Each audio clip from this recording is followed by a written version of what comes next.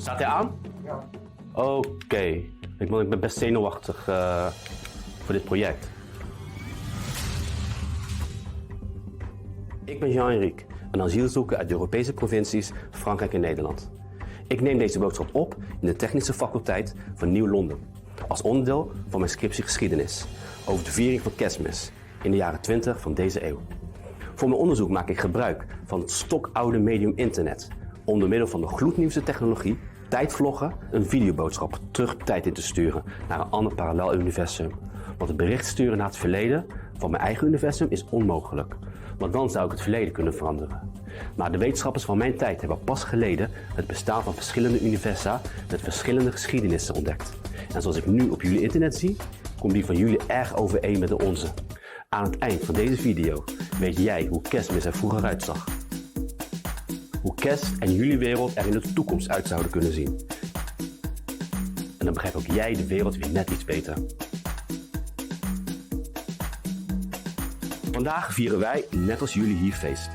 Maar dat is een van de weinige overeenkomsten met jullie tijd.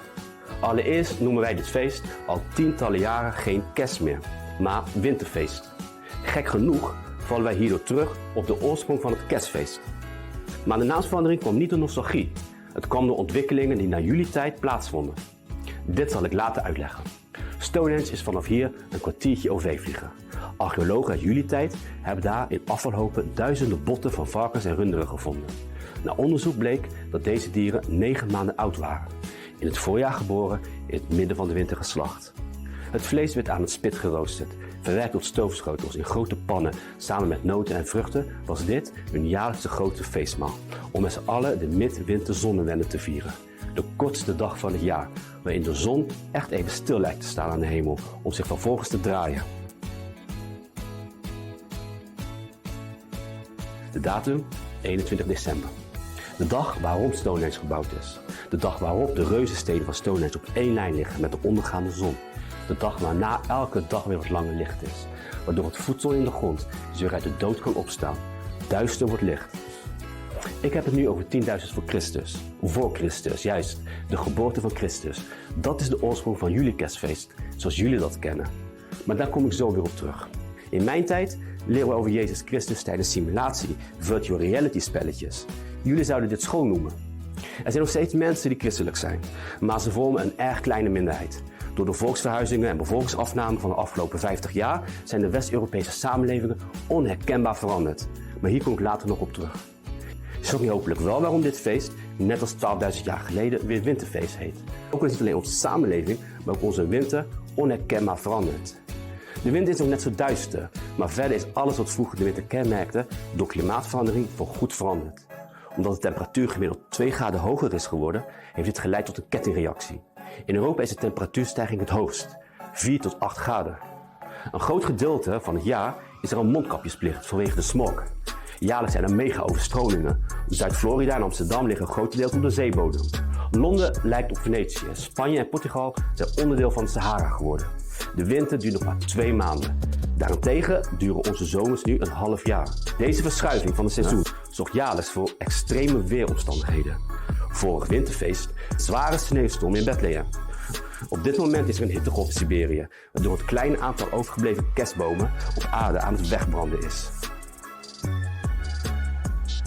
De Vikingen, Germanen en Romeinen vierden in het winterfeest dat 12 dagen duurde.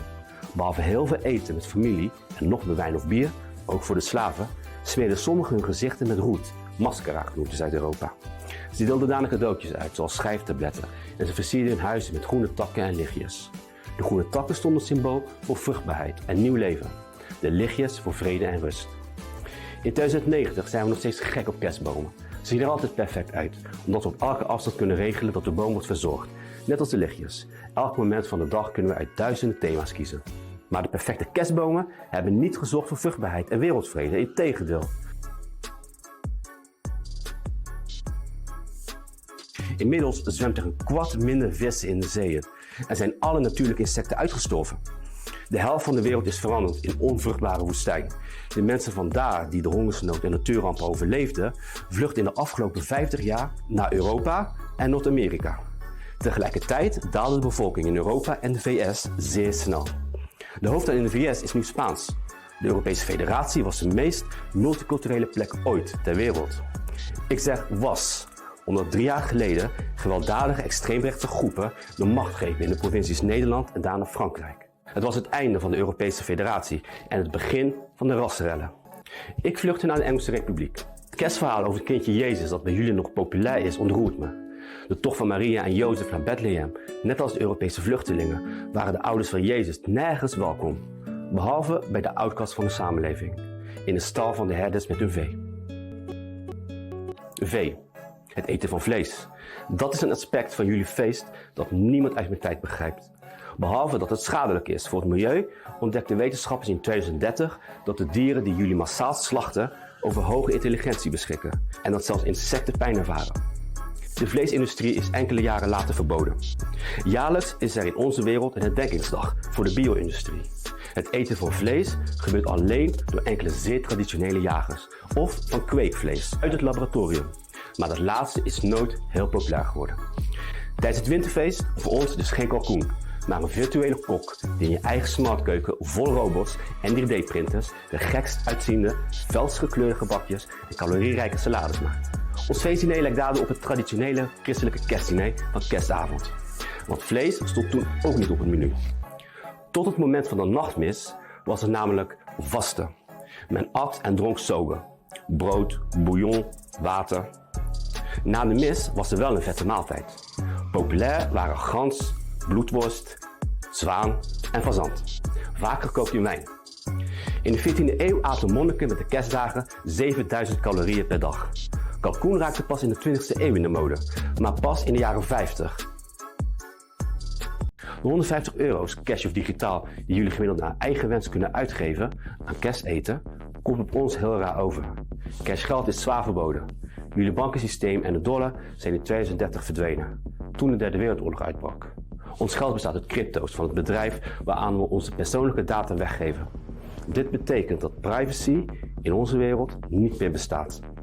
Een grote minderheid van de mensen weigert hieraan mee te doen. Hun lot is vreselijk. Ze leven van de restjes eten op vuilnisbelten en ze worden gemiddeld 35 jaar. Het sociaal stelsel bestaat hier ook niet meer. Hier zit het recht van de sterkste. De sterkste, de rijkste, kunnen meer dan 250 jaar oud worden, dankzij grote wetenschappelijke ontdekkingen. Andere mensen die meedoen met het systeem worden gemiddeld 150. Buiten lijkt het hier wel een scène uit Charles Dickens. Door de Brexit is het Verenigd Koninkrijk uiteengevallen in 4 republieken en raakt het land bankroet.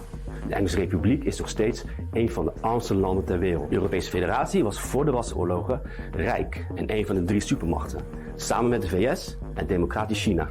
Na de Derde Wereldoorlog ontstond er een koude oorlog tussen het Amerikaanse blok en het Eurasiatische blok. De VS probeerde steeds zonder succes Europa uit elkaar te laten vallen en dit is hen nu pas gelukt.